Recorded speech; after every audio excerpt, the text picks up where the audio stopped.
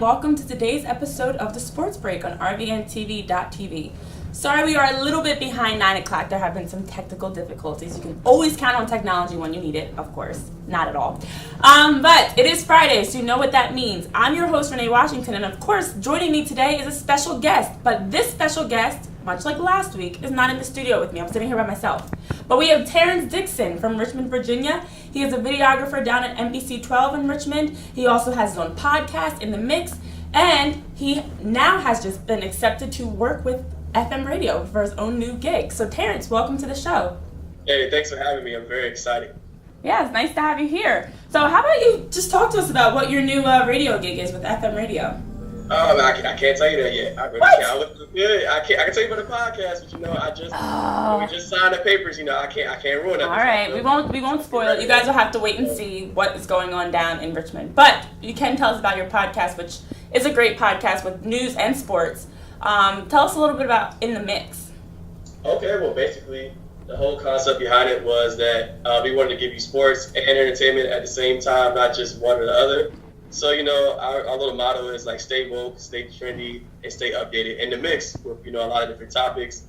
On Wednesdays, we have a live DJ mix from 11 to 11:30. And then on Sundays, we have a talk show where we just talk gossip, talk about sports, anything, you name it. You can call in if you want to. We've been trying to get you to call in, but you never answer the phone. Your phone is dead. But anyways. Well, excuse me. But we just talk about anything, Kyrie's trade, or it could be Kim Kardashian, anything. You name it, we're gonna find you and we're gonna talk about you. I like that. So it's a wide range of things, and that's something that you don't see often. I mean, a lot of news today is either just news, just sports, just music or entertainment, but you kind of are in the mix with everything and keeping people involved. There you go. I like that. That's nice. All right, so let's take it back a little bit and talk about how you got to this point. So you played 3 sports growing up, and we talked a lot on our show about how sports can take you to so many different paths, and beyond just being a professional athlete or playing in college, sports can take you to music like our guest from last week. Sports can take you to broadcasting like myself and Terrance. What was your path in terms of playing 3 sports and then moving on beyond that? Okay, well, in high school, I played football, basketball, and track. It kept me out of, a lot of crime and a lot of negative stuff. Granted, I didn't grow up in the, the worst place where there's a lot of crime. But at the same time, my cousins and family live in D.C., so I see a lot of crime. So I use sports as an outlet to get me to, just to build character and to stay out of crime and stuff like that. I didn't really get any scholarships just because when I was younger, I had the dumb mindset of like a little jock. If it wasn't D1, I wasn't going there, so that was very dumb. I got student loans out the credit. Man, it's ridiculous. But, it really built character. It got me to college. I did at VCU. I played a VCU club team, traveled around, got a sense of brotherhood. And, it's really built me to who I am today. It actually led to me being a journalist because doing sports, I've seen how it gives an outlet to other people. So I just want to tell their stories and how it can influence others too as well. Nice. Now, I won't hold it against you that you went to VCU because I went to LaSalle. And so my team, when playing soccer at LaSalle, we would always play VCU. So, yeah, you should know this. But yeah, TTK? That's my man. He played yes! Yes. Small world. Exactly. So, VCU and LaSalle are A10 schools. So I do have respect for VCU. It's a great school, beautiful campus, a spot where we won 2 of our championships. But I still stink. For real. But anyways, so you were able to use sports to keep you guided and focused to stay, doing the right thing, stay out of trouble, and then eventually seeing how other broadcasters were working with you guys and your teammates and yourself to kind of pursue broadcasting and modeling. So you have been, we have to talk about it, because there's more beyond just broadcasting and sports. You're also a model, and you are now a big model. So talk to us about your modeling career. I mean, I just started in April or May. Just because broadcasting, pays the bills doesn't mean, I can use the extra money. I'm just saying. But, I liked it. Actually, it got me to, a little bit of FM radio to where I'm at now, networking with people, just meeting the right people. So it's actually very fun. It's exciting, besides, photos and stuff like that, I actually do runway. I do other events where I'm in the community giving back. So it's actually more than just modeling, what you think. It's actually a lot of hard work. You got to do the right walk, poses. I mean, like my instructor, she is tough. If it don't look good, she's like, no, do it again. I'm like, oh my goodness. But it's a good time. I didn't think he's going to bring that up, but you kind of got me on that one. I had to. All right, so what's harder, modeling or being an athlete? No, I'm just kidding. This athlete, you got 5 a.m. practices, then you got 11 a.m. Workout, then you got evening practice, then you got study hall. And being an athlete is tough. Granted, I didn't do all that in college, but I know a lot of family members and friends who did it.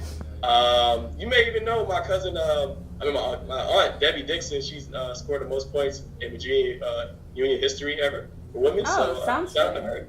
But seeing her going through all that, I know how tough it is. So I commend y'all. I commend you because you play soccer. So I know you know how it is. Yes, it is very tough. It's a lot of balance is the biggest thing.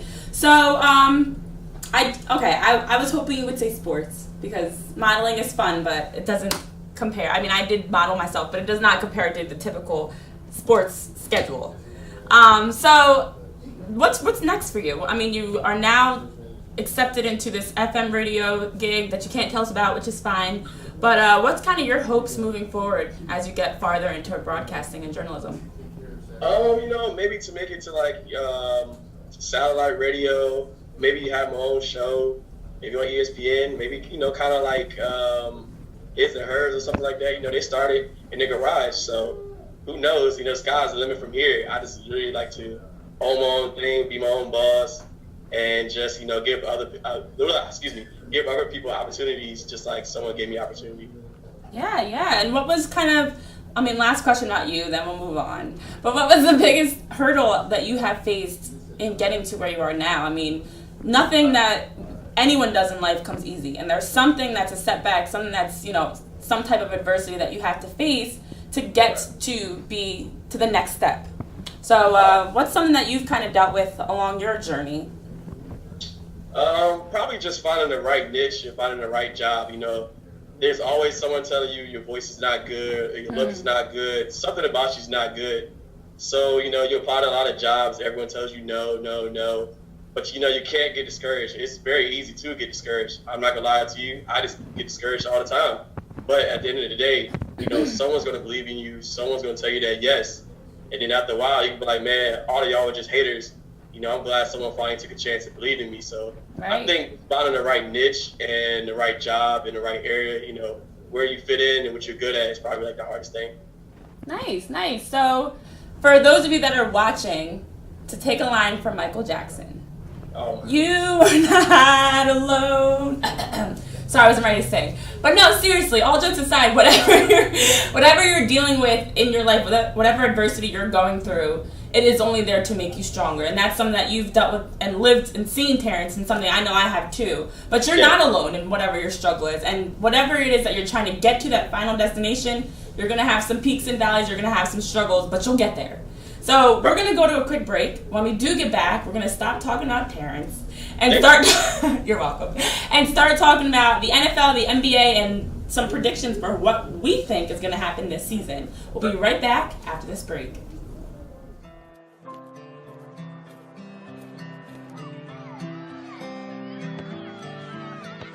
Most of the time, it's easy to know which option is better. Other times, not so much. So it's good to know that Mazola corn oil has 4 times more cholesterol-blocking plant sterols than olive oil. And a recent study found that it can help lower cholesterol 2 times more. Take care of those you love and cook deliciously. Mazola makes it better. La Esperanza Mexican Restaurant and Bar, the best authentic Mexican restaurant in South Jersey.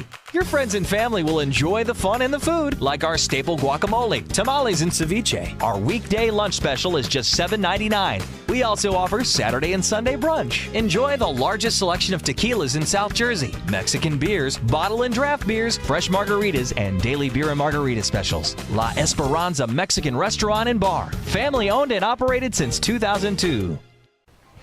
Hi, I'm Becky. And I'm Eric. And this is Cooked and Uncorked. It is. It is. And you can check us out Mondays at 10:30. 10:30 every Monday. See you there.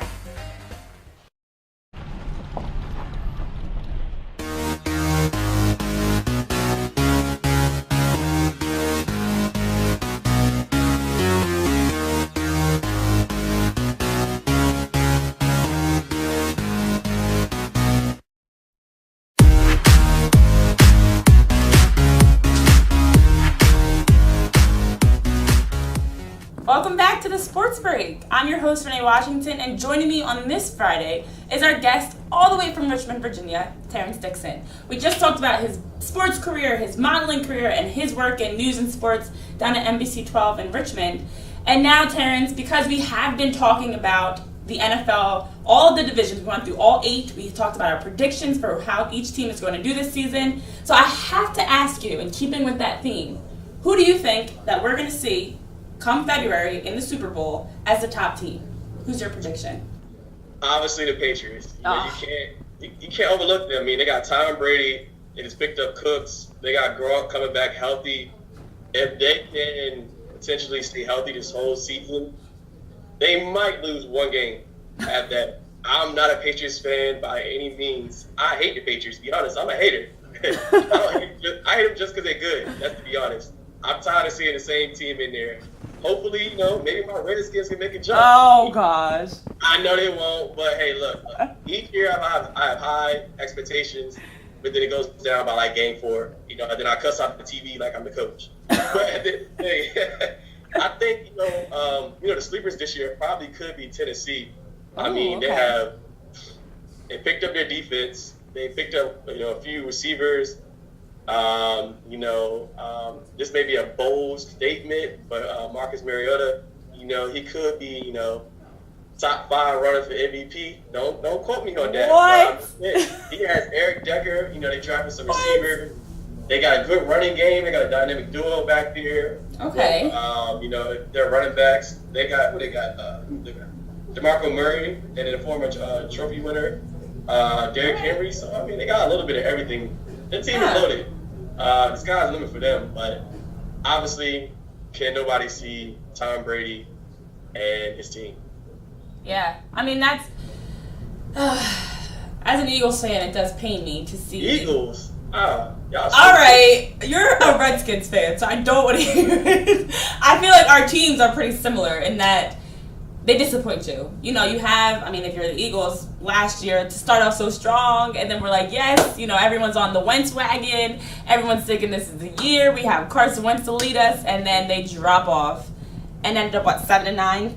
So for you. You should be used to that. Yeah, I am. I expect nothing from them. But to see the Patriots win every year, not every year, but it's been 2 years, in the last 3 years, I think it was. I don't know if anyone can knock them off. I don't see it right now. Tom Brady, for being 40 years old, is not playing his age at all. You saw him celebrate his 40th birthday this summer, yet when he steps on the field, I bet he'll look like he's 27.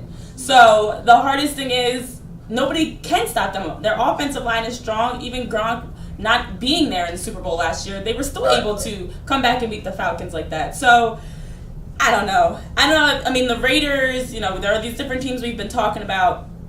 I don't know if they have the ability to, throughout the entire season, keep up and then beat them in the Super Bowl. Well, they have the ability to. You just have to stay healthy. Like last year, I think we did beat them in the regular season. And I actually had them going to the Super Bowl in my playoff bracket. But Derek Carr, got hurt. I think he broke his leg. So that kind of ruined my bracket, and actually lost some money. I made some bets. I probably should have said that on air, but yeah. So, I have the Raiders and New England are pretty far. Hopefully this year I can get my revenge and maybe they get knocked off. But the way it's looking, a lot of reports are saying the Patriots could go, undefeated this season. Yes. Yeah, so the Patriots on paper, as I said yesterday in our show, for those of you that watched, on paper they actually have the best team that they've had in the last 10 years. Yeah. So they look like a team that can go 16-0, but they also have a very tough second half of their season where they're on the road 5 out of 6 games traveling to all over the country, Denver, Pittsburgh, different spots. So that part may affect them a little bit, but I still don't see them losing more than 2 or 3 games. I mean, I just don't think it's going to happen.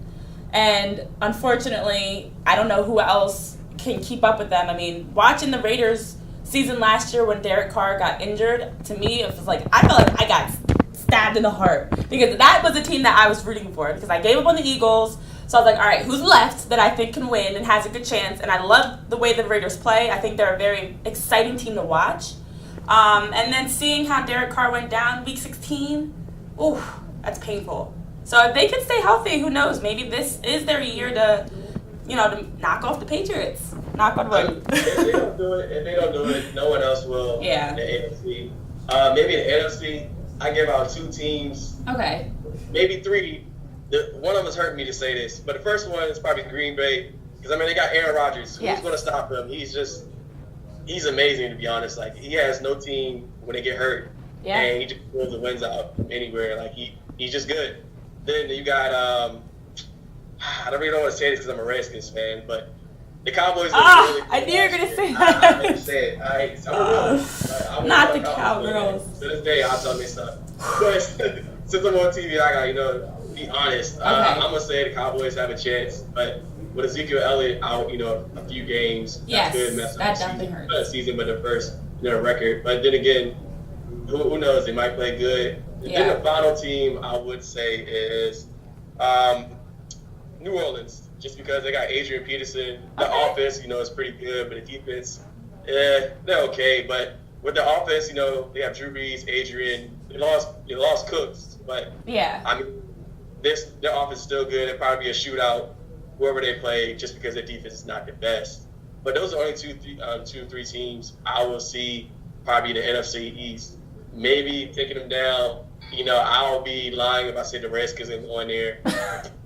We barely might make the playoffs. If we do, we probably lose Green Bay again. They always got our number, or Seattle. So those are only 3 teams I could see. Hopefully the Raiders and the AFC can knock them down. Okay.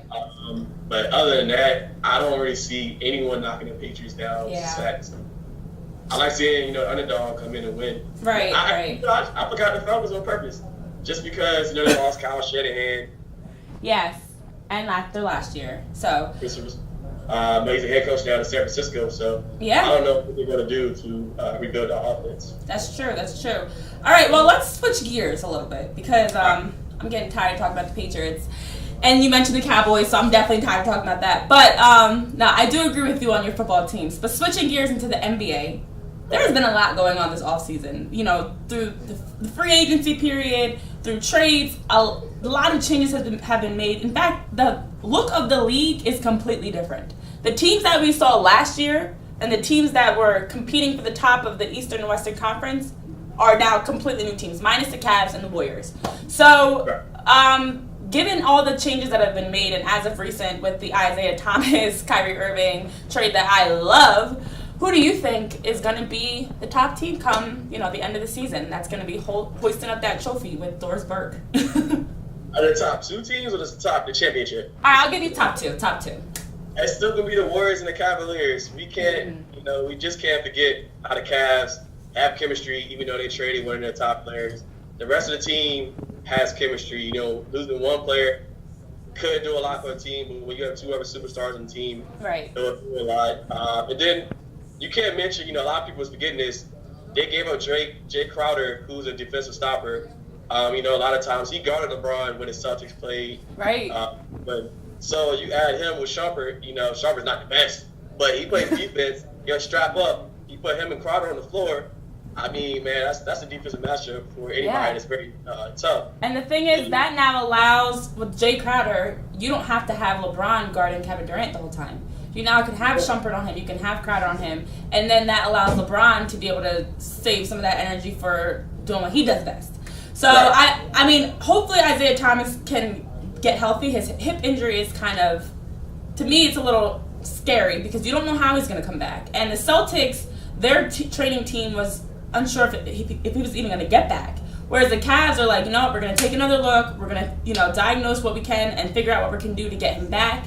But if he is able to get back to like 98%, I mean, he was even playing injured in this final game that he played in. If he can get back to like 98% and you know, the Cavs can kind of rest him a little bit as they do best, that's my team. That's a really tough group for the Warriors to be able to beat. I don't know what your thoughts are on that. I mean, Isaiah, he had a long season. When did they lose? April? Yeah. March, April. And that's how many months it's been? 4 or 5 months. I mean, he'll be all right. He's tough. He got a little man syndrome. he's gonna be good. I mean, I think he does. The Cavs would know to rest somebody if he's still injured. I'm pretty sure IT will tell him he's still injured, but you know, he probably wants to play to help the team out. But having a veteran like LeBron or Kevin Love, you know, he really didn't have that too much. And with the Celtics, you know, he might have had Al Horford, you know, who's also a veteran, but you know, he didn't have that much veteranship along with him in the Celtics. So I mean, I think if he's hurt, he's, you know, tell somebody. Hopefully he would. Right. But those are the two top teams, you know, the Celtics and Cleveland. In the East, I see coming out. But also in the West, we got to talk about Paul George. You know, he left Indiana. All right, 30 seconds on Paul George. What do you got? I love Paul George. I like his game. You know, okay. I didn't think he was going to go to the Thunder with Westbrook, but hey, what did I know? Yeah. I guess if he wants to play with Westbrook, I think that's a good move. But I'd rather see him go back home to LA because I think LA's on the big, come up. They got something plotting. Magic Johnson, you know, he's not stupid. He's under investigation for some dumb stuff now. Yeah. But when it comes to the team, you know, building a team, I don't think he's stupid. He knows what he's doing. I think Paul George and Westbrook, they may get along, they may not. Okay. But is he under contract for 1 year? So he might just leave regardless. He just wanted to try something new. All right. Well, you know what? Unfortunately, we are out of time, Terrance. And we should have maybe stopped talking about you sooner so we could have gotten to the hot stuff. Just kidding. But, Terrance, thank you for joining us on our show this morning. It's been great talking about your background, but also getting into the NFL and the NBA a little bit to talk about our predictions for the top teams. Cavs, Eagles. Let's go. As always, you guys can find us on RVNTV.tv, mornings at 9 a.m., Tuesday, Thursday, Friday, right here, and I hope to see you there. Terrance Dixon, thanks for joining us. I'm your host, Renee Washington. No problem. And we will see you next time.